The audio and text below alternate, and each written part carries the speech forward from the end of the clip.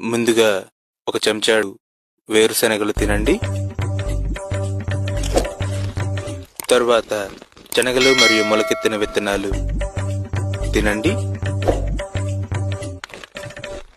తరువాత పచ్చటి పాలకూర నమలండి.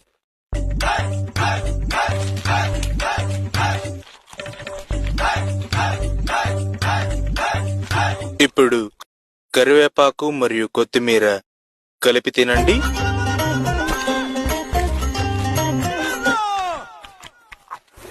కరకరలాడే కాకరకాయలు కొరికి తినండి.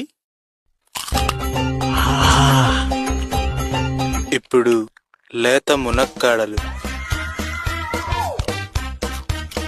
తినకండి. రియాక్షన్ వల్ల అవయవాలు స్తంభించి రక్తం కక్కుకొని చచ్చిపోయేదానికి ఆస్కారం ఉంది. ఓ నీ అబ్బా ఎంతో సోగానే చెప్పే దరిద్రుడా, ఇంకోసారి నీ ప్రోగ్రామ్